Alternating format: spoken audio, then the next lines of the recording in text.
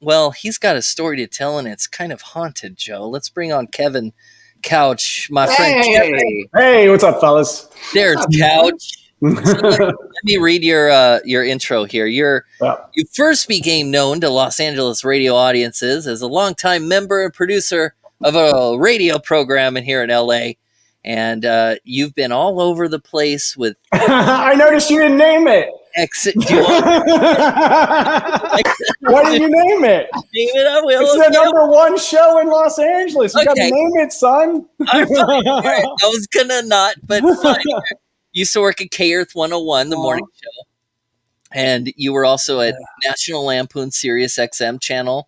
And you started your career at 97X, the future of rock and roll. Bam!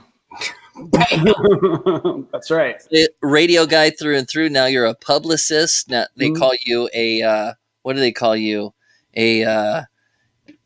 What is it called when you're old and they tell a veteran publicist? Yeah.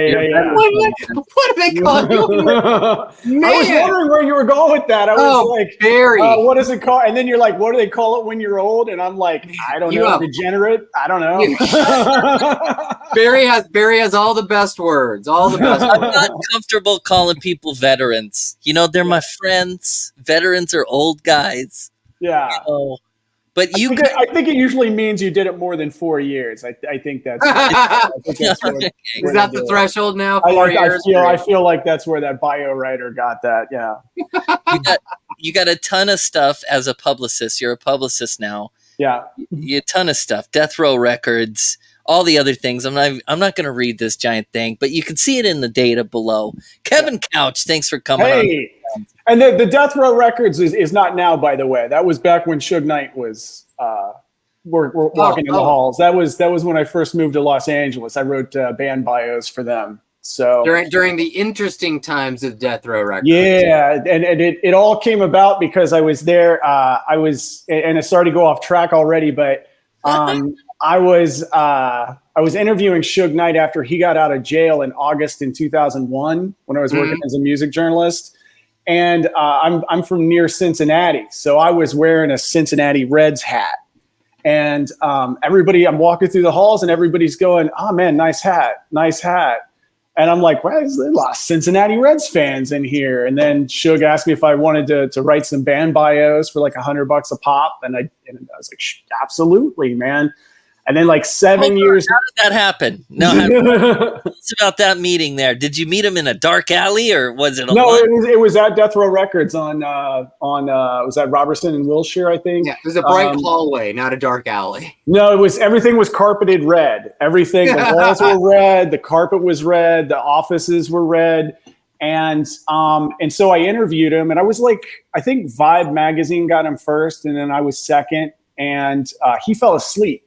And during the interview, because he like literally got out of the car and came to do these interviews from jail, and he's like 400 pounds of flesh, and I'm just going, Mr. Knight, and I just keep increasingly getting louder so he doesn't wake up and stick me with something, you know.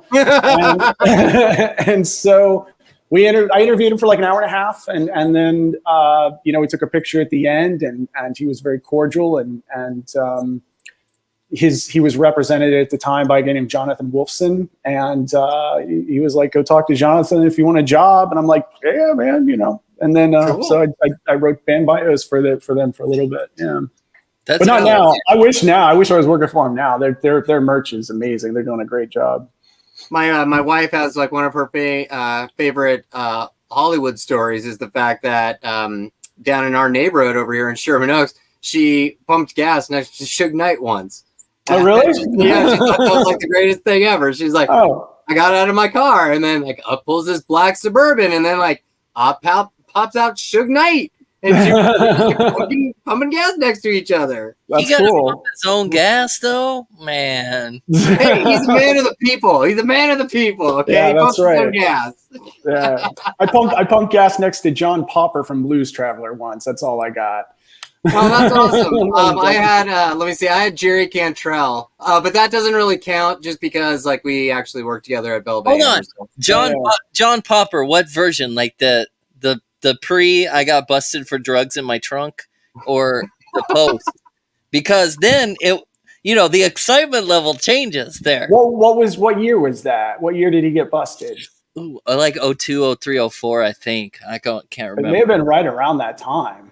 Like, ooh. Yeah, it may have been like 2004. How much was he sweating? He was a lot thinner than I thought he would be. So it was that time. It was when he had lost weight at some point. Oh, he got the bypass surgery, didn't he? Yeah, because I remember seeing him going like, "Oh man, I thought John Popper would be like, massive like the video, but he had slimmed down a little bit." I think this was when what was that? What was that TV show that was on about the rock band, like something Z? You remember that? And the dude from the Spin Doctors played their landlord, and John Popper was in it. What was that? Something Z-Rock. It was called Z-Rock. Z-Rock. It was around the same time that Z-Rock was on. So yeah, he was thinned up. Well, yeah, you know what? We get like a lot of those good run-ins in our neighborhood, like the Studio City, Sherman Oaks neighborhood. Yeah. But you have a run-in that I don't ever want to have. Do you have a ghost story that you can tell us? We're going to get to that. We're getting to that? We're going to get to the whole thing that's going on. But first, I'm sorry, I didn't mean to. When you're vegan in Sherman Oaks, you see celebrities all the time, man. Lizzo and Billie Eilish and Linda Perry all go down to my vegan spot down here. I've seen them all. Well, I haven't seen Billie Eilish, but I've heard the stories. I gotta go down there. Where is your vegan spot? Go ahead and tell Joe where your vegan spot is. Watch this. Ocado. Oh, I have no idea where that is. Oh, I'm not vegan. I thought you were you're trapping me into something. Barry had that look on his face, like, oh yeah, no, tell him where it's at. No. I believe that you guys might be neighbors, very close by. Oh yeah, no, I'm just off of. I live over by the Big Ralph's on Hazeltine. Hi, neighbor. I live over by the Big Ralph on Hazeltine. Oh, there you go. So Ocado is down here. What's next to it? Urban. It's where the old Urban Outfitters was. It's across from. It's across from Panda Express. Yeah. And Furley's. Yeah. Yeah, absolutely. Okay, no, I know exactly where. I'm a little bit further down by Sweet Butter. Oh, okay. Yeah. You're right down the street. We're talking locations by restaurants over here. We're like, here's where we're at for everyone. The same block. I know, right? You guys are so close to each other that this is why I bring this up. It's Ventura Boulevard in the Valley. Everybody knows that from the Tom Petty songs. Mm-hmm. And if they ever come to visit Southern California, that's the. Hey, don't forget about the Haim video. That was right down by Casa de Cadillac. Right there. Mm-hmm. But you guys couldn't be closer. I mean, you all live in the same building. Right. You know what's funny is that my assistant, who was not given to me at Boundless Media, but she lives down by Taqueria Numero Cuatro down here. Oh my God, man, that's on the corner. Yeah. I'm like right, Ventura and Woodman. I'm like right on the corner, right over there. I know exactly where that is. You probably see me out running in the morning, or my wife running out in the morning in the neighborhood. I'm the guy that's all bundled up running around too. I just got done. I did 8 miles right now. I run up to the park, and then I run down the LA River, and then I come back around through the park. Yeah, and then I passed you the other day. I was like over in the park at War Memorial, doing the big loop. I know I passed you. I used to live in Silver Lake, where we had that walking guy. Remember the walking man who would just read his newspaper, and he ended up dying by drowning in a hot tub. I know. It was so sad, but they have a really nice 5K over there around the reservoir. Mm-hmm. Super, super fun. Yeah, but I want to wear something like a crazy Jamiroquai hat or something when I run, so I can be like that crazy Sherman Oaks runner that everybody sees. Instead of like the guy that yells at people at the mall for almost hitting me. That's probably what I'm known for. The one guy that I love right now is do you know Crowman? Yeah, totally. Yes, in the park. Yeah. He just covers himself in crows, dude. Yeah. Like he wears a suit of live crows. Barry, you would love this guy. It is every single morning. in the corner of the park over by the baseball fields. Yeah. He comes out and he sits on the bench, and he's been feeding crows for literally 10 years or more. And they just all gather around him, and they just sit on his arms and up on his shoulder, and he just feeds them. And he's just like crows all over him. He's Crow Man. Yeah, it's great. Totally, everybody knows him. You know what else is cool about that park is that Michael Chiklis will be running like linebacker drills up there. Yeah, like he puts his cones out and he's out there doing football drills all the time. Yeah, it's great. We live in a great area, Barry. You're missing out, man. Yeah. Come on down, move on down. I knew you guys were neighbors. I just knew it. I thought I knew it. So my second question is: do any of you guys kind of see any? It's a legacy. It's a historical place where you live. It's been there a long time. Where I live, farmland. It's it used to be oranges. Not a lot of history, but there where you guys are, man, people have lived and died several times over, and there's probably some activity. Have you guys seen anything or felt anything there? You're talking paranormal, right? Oh, yeah. Or you're thinking, yeah, well, yeah, like that's why you've got to be on, yeah. That's why.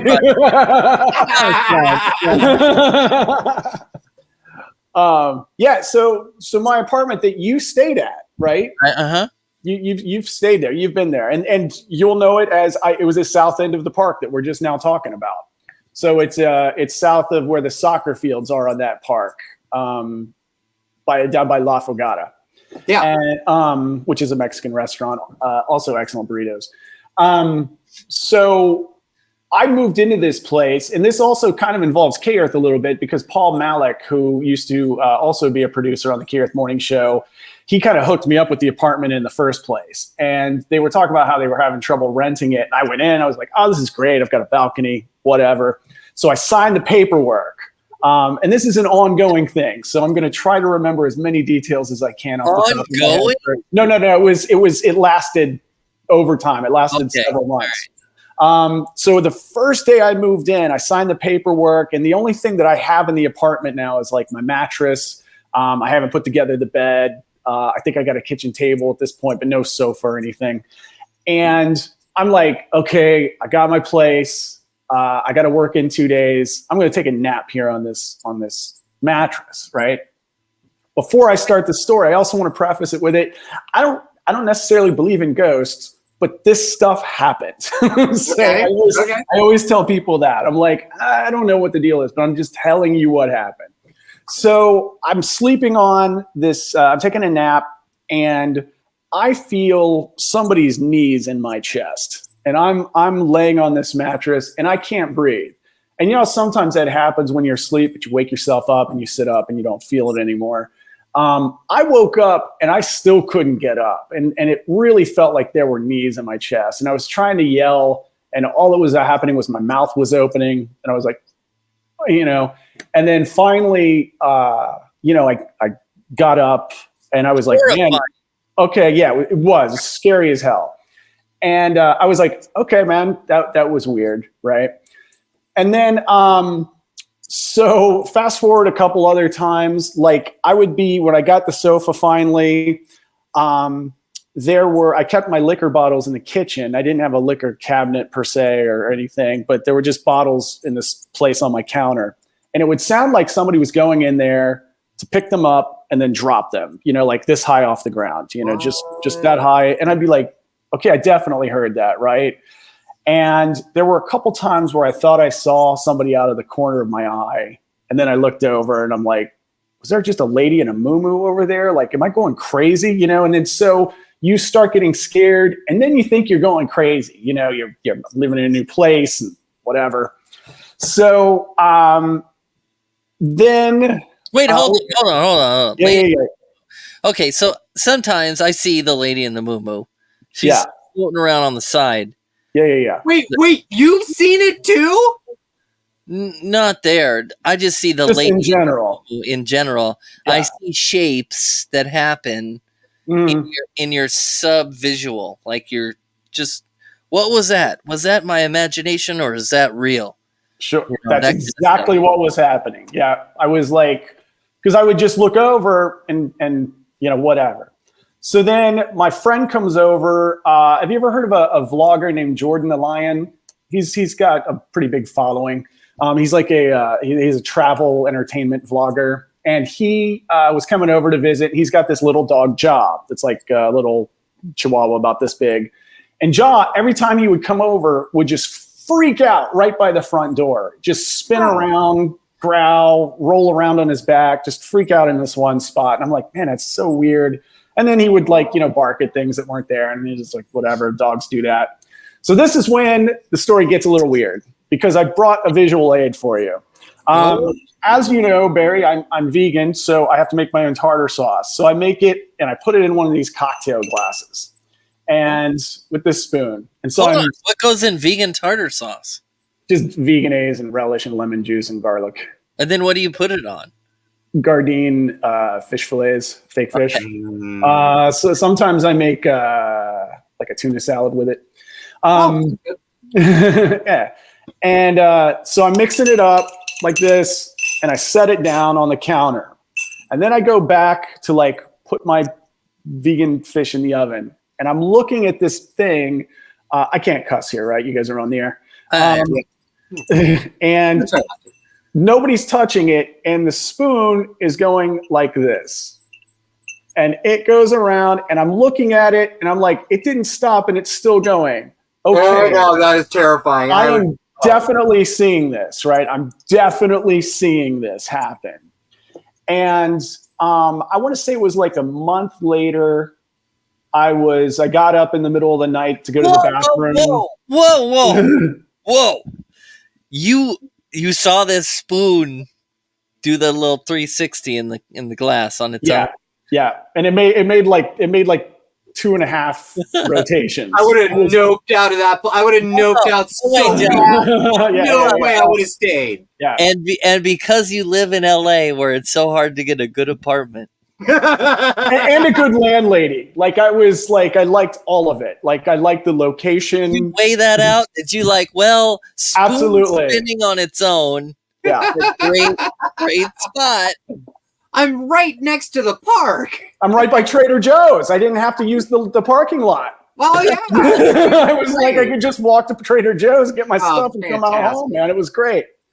And wait, Barry, we actually know someone. Okay, anyway, we know someone else who lived over there with Ryan Seacrest back in the day. Anyway, go ahead. I also produced Ryan Seacrest for a second, so that's kind of coincidental. See, it's all connected. It's all there, yeah. Okay, so the spoon was spinning around. Okay, so you didn't leave. By the way, too, like I'm not the only one seeing this. My girlfriend at the time has seen this. Okay, Jordan has seen stuff.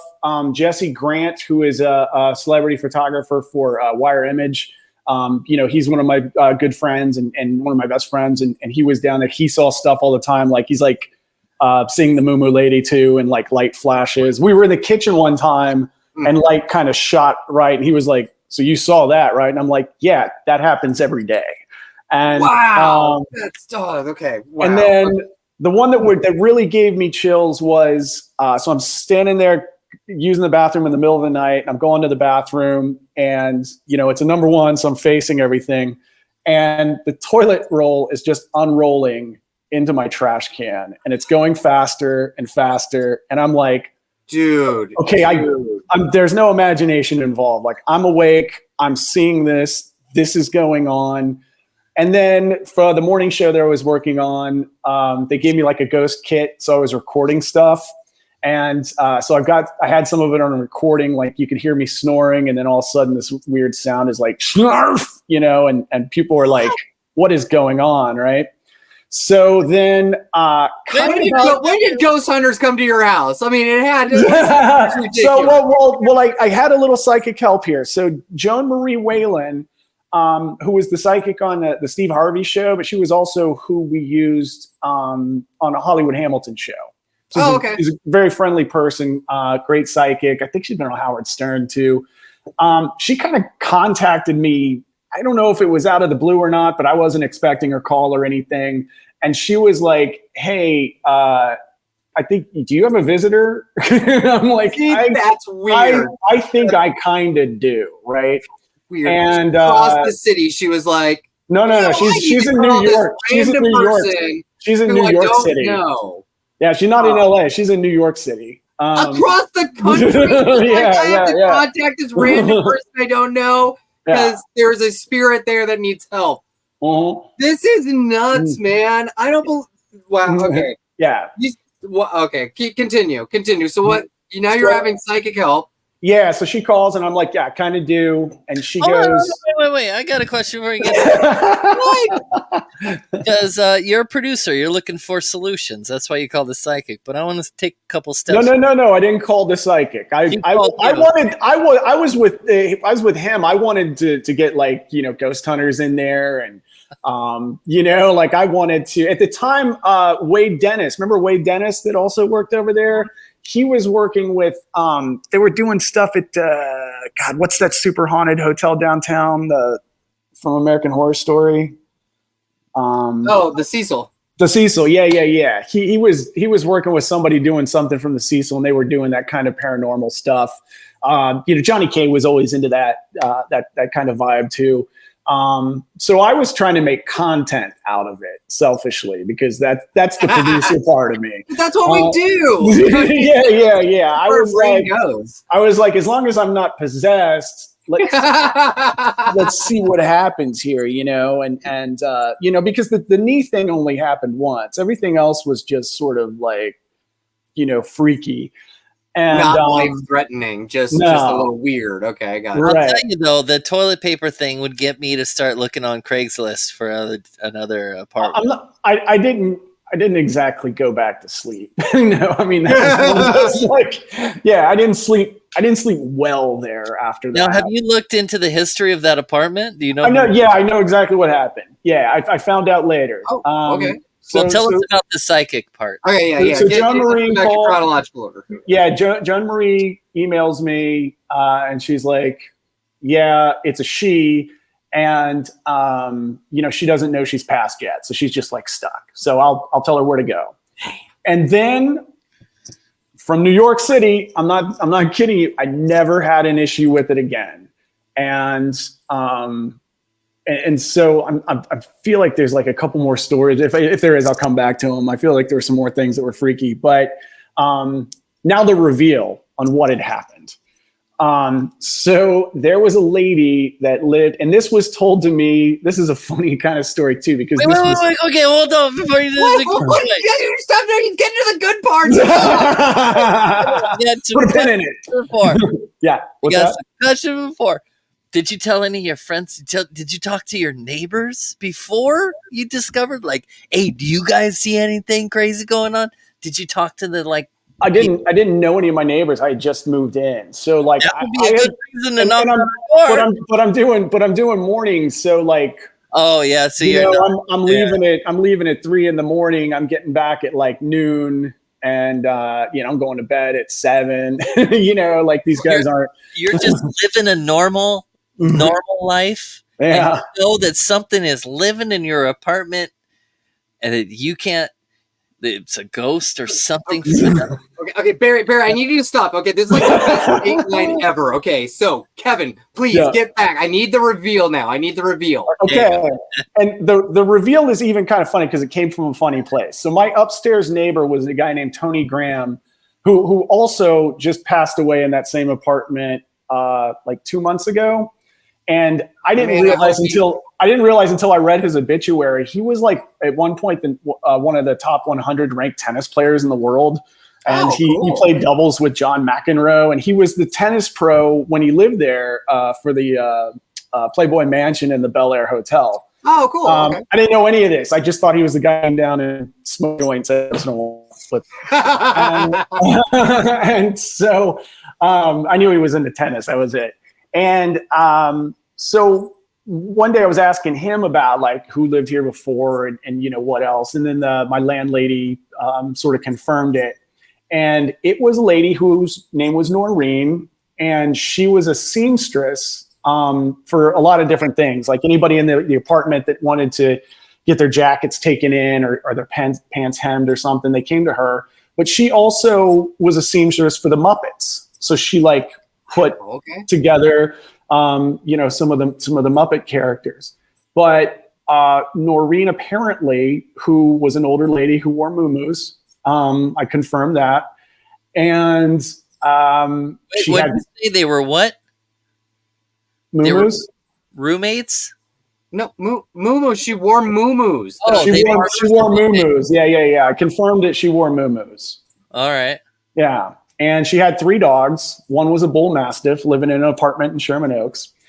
And so she apparently had a alcohol problem. She had psoriasis of the liver. And so that kind of explains and again, I'm making presumptions here, but it kind of explains the liquor bottles. And she died of psoriasis of the liver right there in the living room in that spot that the dog freaked out at. And she was in there for over 3 days after she died, and her dogs ate her. No. Yeah. No. Yeah. Oh my God. Okay. Totally worth it. Great review. Love it. So even after that happened, I would get cards, like Christmas cards every year. She would get birthday cards. I would open them. I would read them out loud to her, and I would save them just to let her know that we're cool. If she was still hanging around. See, I'm getting, my arms are all getting the goosebumps on them. Are you still there? Are you in the same place? No. So that was up by the park. I'm down about 3/4 of a mile. I'm right off Ventura now. So, but that was up there. That was on Addison Street, like Addison and Van Nuys. So, yep. If you ever, here's a funny. So if you ever watch there's an Amazon series called Too Old to Die Young, and the main character lives in the apartment next door. So like you can see my apartment in that show, the old apartment that I'm talking about that you were at, that Barry was at. So you've not been to the new one though.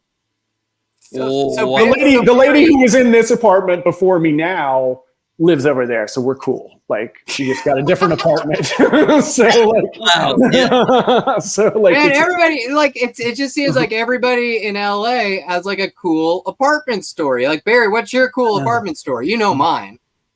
No, it's not like Kevin's.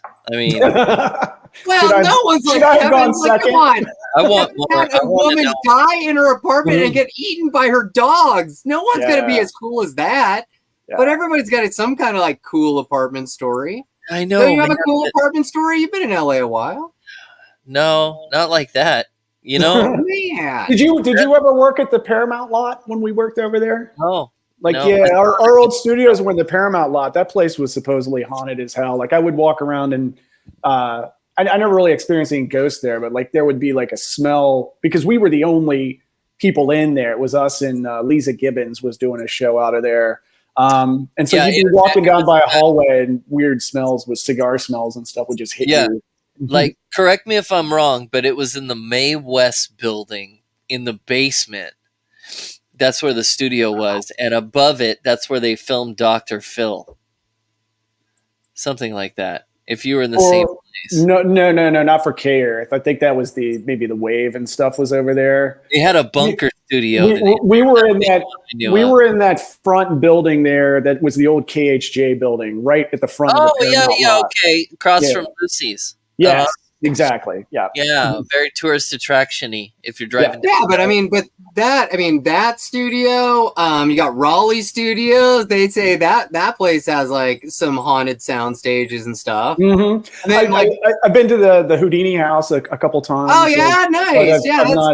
I'm not experiencing anything there, but yeah. Yeah, like my old apartment complex.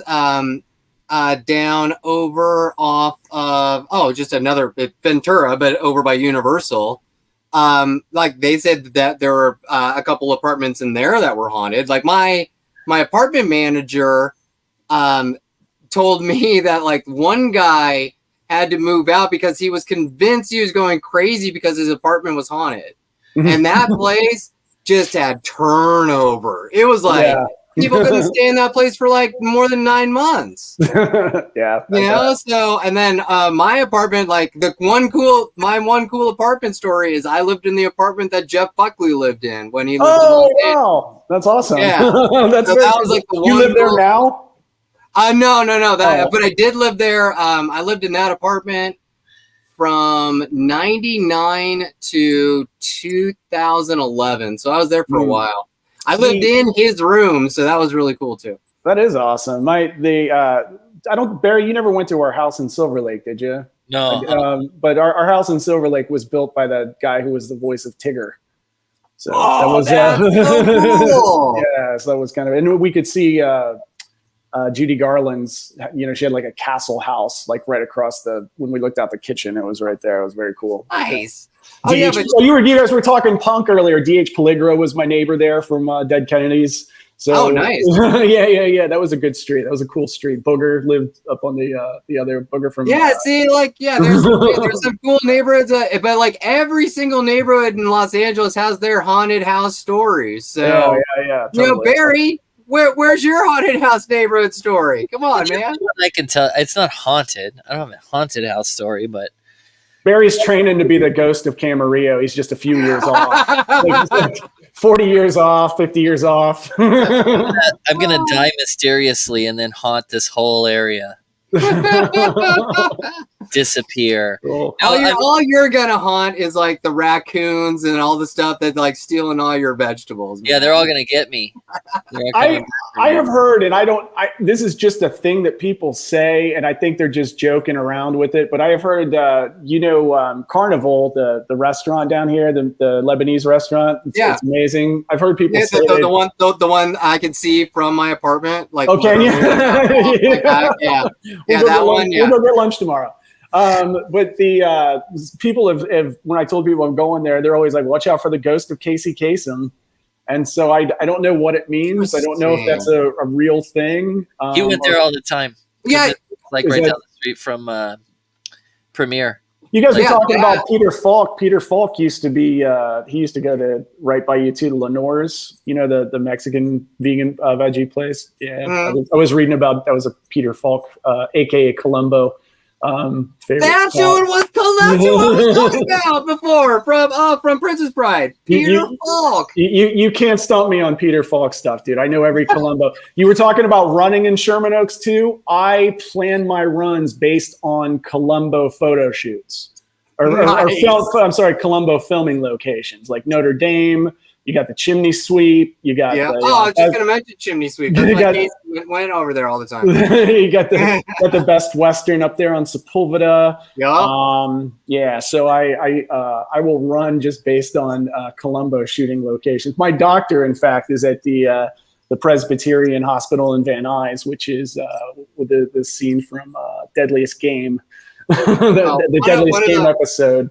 One of the best, like when you get a ticket for speeding or whatever. I used to be like a total speed freak, so I used to get speeding tickets all the time. Mm-hmm. My best driver's ed class was at that Best Western that they used to shoot at all the time. And it was in one of the rooms. They just put it in one of the rooms, threw the bed into the closet, threw up some chairs, and had a driver's ed class right there. It was great. That's awesome. Yeah. And he mentioned that. He's like, I just wanted you guys all to know that this used to be a famous filming location for Columbo. They used to Columbo Goes to College, I think, was the last one that they did there. Yeah. So. Who would have thunk couch that a little Cincinnati boy sitting there watching TV, watching Columbo, that you'd be now planning your jogs based on filming locations? I have had. I was dating a girl for a while who also gives haunted tours, by the way. Nice. You guys were talking about that earlier, and make zombie movies. But she would get mad at me because I kept bringing up Columbo so much. Like we were over in Universal Cities one time, and some guy was like, "You guys going up or going down?" And they're like, "I guess we're going down to the garage." Like, up is just offices. And I was like, "Getting Columbo stuff?" She's like, "You are obsessed." But I do. I love Columbo. It's the best TV character ever. Amazing. So okay, well, we've covered the ghost in the apartment. Right on. So let's talk about your. Can we talk about your career in marketing and being a veteran what was it? A veteran publicist. I'm a veteran publicist, man. Yeah. All best work, Barry. What is that? What is the life of a publicist? How is that? It is a lot less work than radio and a lot more money. Oh, ooh! That's how I get into that. That's how I always explain it. I'm always like, it's like by a third. I think it's because and Barry, both you guys probably know this too. Like when you're in radio, man, you're just laser focused, and you don't care how many bad things happen. You're going to do it, and then when you get to that point, it's not that great. It wasn't for me. My experience wasn't awesome. And but luckily, when I was at Sirius XM, I worked with a lot of comedians to help get their podcasts up, and those podcasts are huge now. And so I made those connections, and right after I was dismissed from K-Earth, I immediately became the publicist for the Improv and Levity Live comedy club chain. So that's kind of where I cut my teeth on that. And yeah, and then I still do comedians, but I like doing the philanthropy stuff too. Like I work with the Alzheimer's Association in Orange County a lot, and cool. I just did Innocence Lives Foundation gala with LeVar Burton and Aaron Gray that I believe you guys promoted. So that's good stuff. And then we got the Santa Clarita Film Festival coming up in December. Yeah, so it's been keeping busy. That's the stuff I like, and then of course, anything involving music, I always jump at the chance for that. So generally, do you prefer working with musicians or comedians? Who is easier to work with? Without making any of your clients mad. I don't care if I make them mad. The reason I'm slowing on the answers because I think 2 months ago my answer would have been different. 2 months ago my answer definitely would have been musicians, but comedians a little bit. So with comedians, they're always on the road. So it's like you're doing different markets every day. So gotcha. Like with the Improv, that was such a, they've got, I think there was 9 or 10 clubs there. And so, you're thinking there's like at least 2 headliners a week. So that's, you're breaking it down. And then when you got the Hollywood Improv, you're basically looking at like, you're serving like basically 32 clients a week. And that's a very high volume. So with musicians, if they go on tour, that's one thing. If they have a new record out, then it's a lot easier. But if they're on tour and I am finding out they don't get to their studio performances on time a lot. But some comedians are great to work with. I always give the advice to comedians, be like Maz. I don't know if you guys know Maz Jobrani. But I think Maz is like the quintessential sort of businessman in comedy. Like he's just a gentleman. He never has left a studio of any kind where people are like, that guy. I mean, he's just, everybody loves him. He's great. Christopher Titus, was very cool. It's like, so there's so many good ones, but every once in a while you fall into one that is, there's a sort of mean, super mean and super screamy for no reason. Well, you're the one that has to what? I miss Christopher Titus. We used to work out at the same gym. We go to the same mechanic up there, same place at the Van Nuys and Addison right there. Yeah, that mechanic. Nice. That's a good mechanic, by the way. Well, you're the guy that has to take all that in, though. Who are they going to yell at if they're not going to yell at you?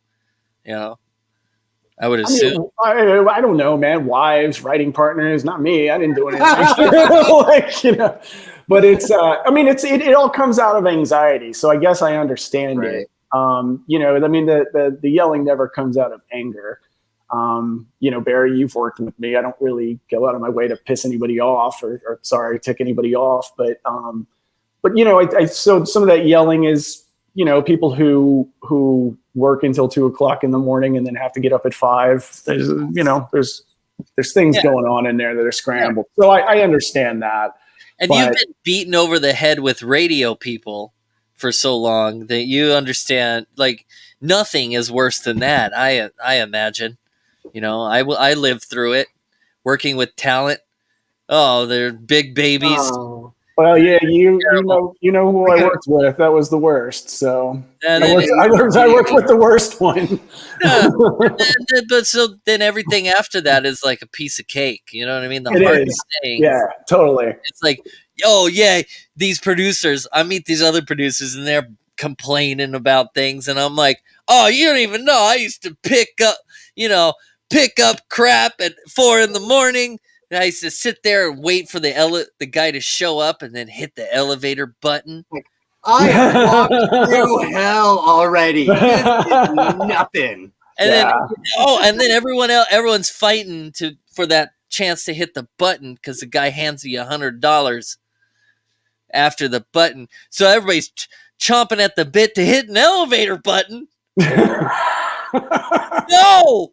So I understand that anything that they throw at you, you could probably handle like a peach. Yeah. Well, I mean, air check meetings are really great for that, right? Where you get thrown once a week, you get thrown into a room where somebody that doesn't know as much as you do gets to tell you how terrible you are. And after a while, you get some pretty thick skin. You're like, why are you telling me what to do? I just delivered the ratings. I just gave you #1 ratings. Why are you giving me advice now? Like, you don't. You know what? That. I used to. I found the kryptonite because he used to bug me so much. I say, well, everybody has an opinion, and that. Oh man! Oh, that's bad. Yeah, but that's true. Like, what do you? I'm not trying to be smart. Like, you have. Thank you for your opinion. Right.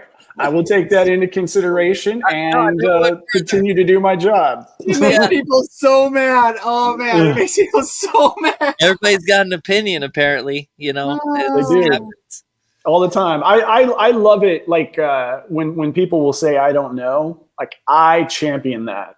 Like that's one of those things that I notice now. If somebody you don't hear it that much, but when I hear it, I'm like, thank you for saying that. You're a champ. Like.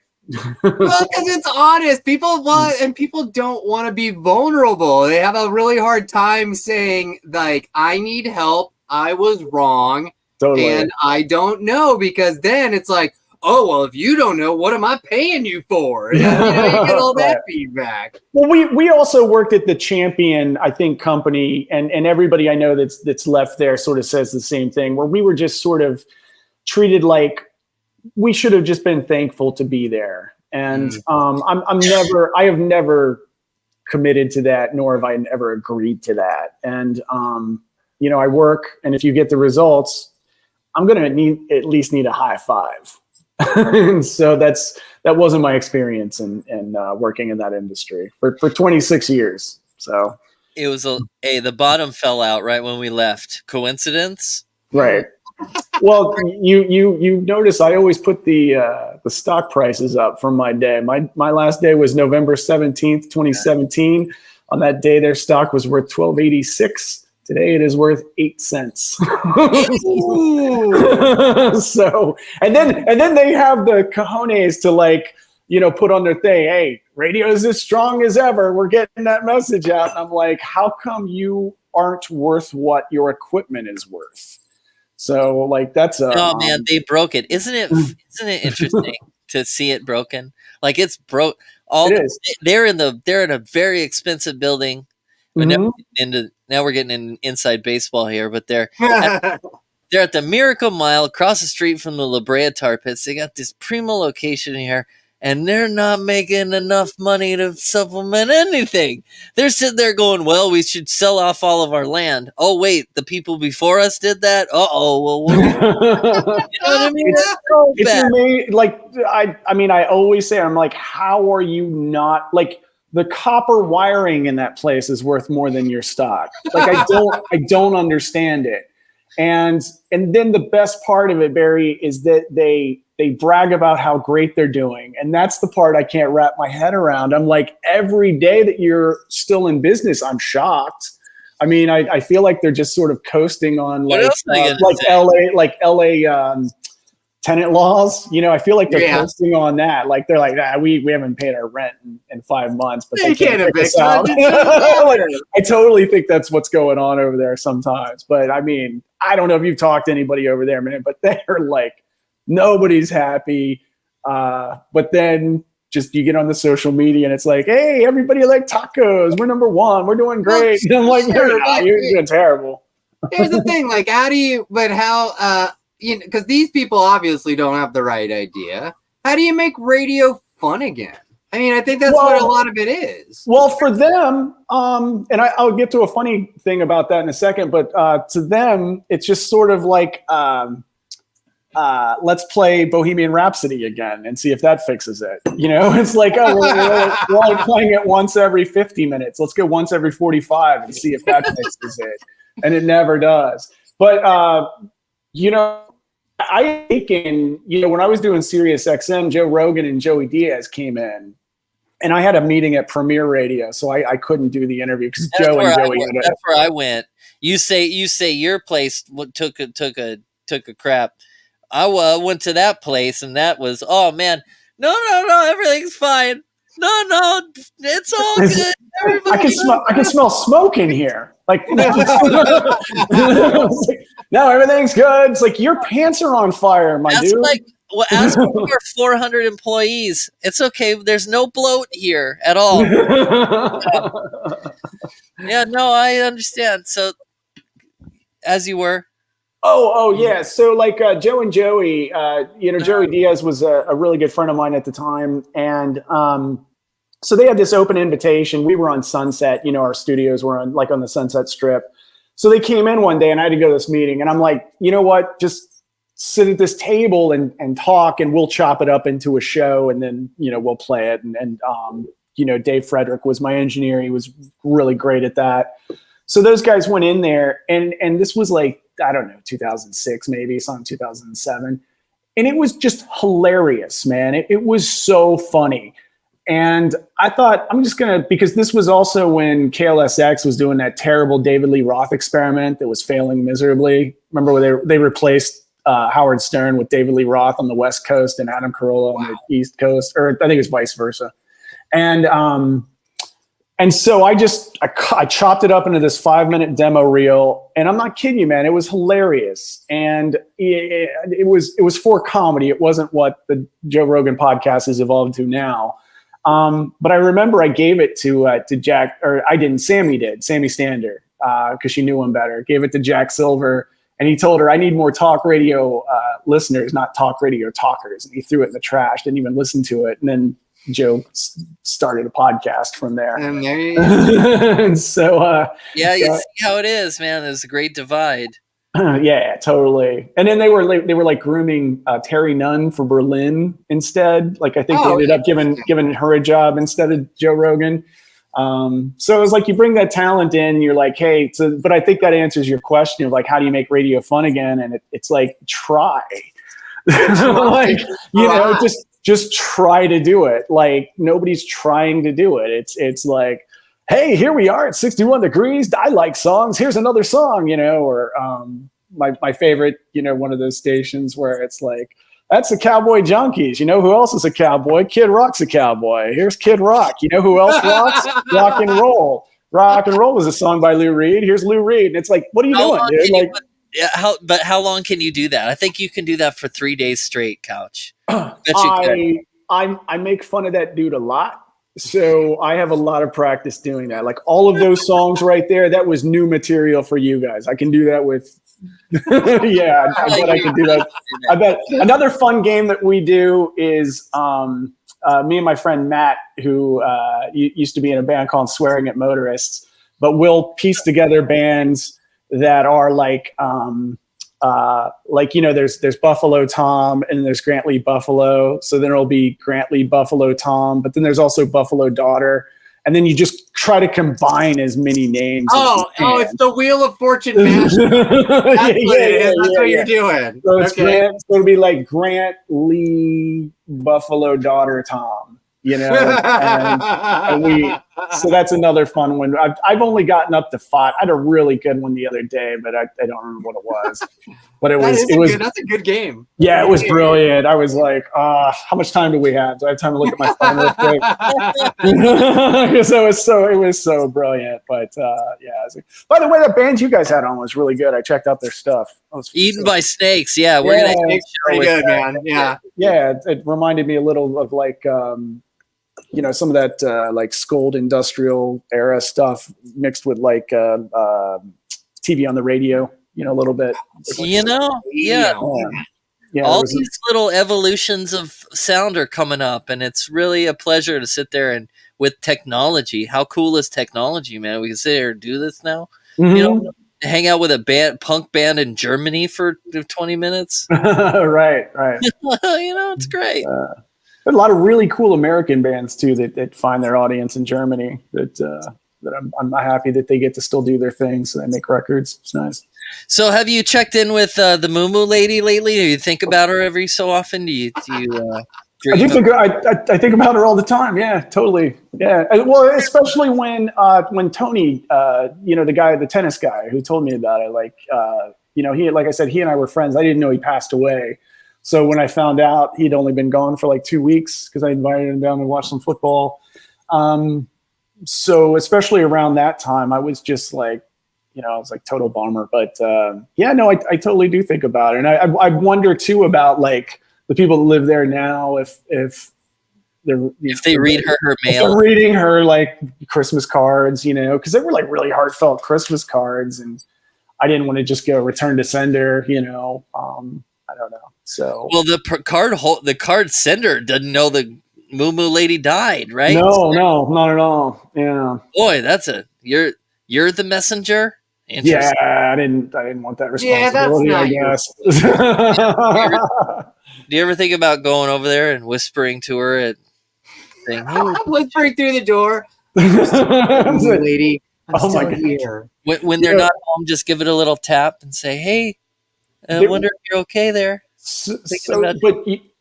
The bulk of the people who lived in that building were like retired Russian people whose sons would stop by, and they were driving like Lamborghinis and tracksuits at like 2:00 on a Tuesday. You know what I mean?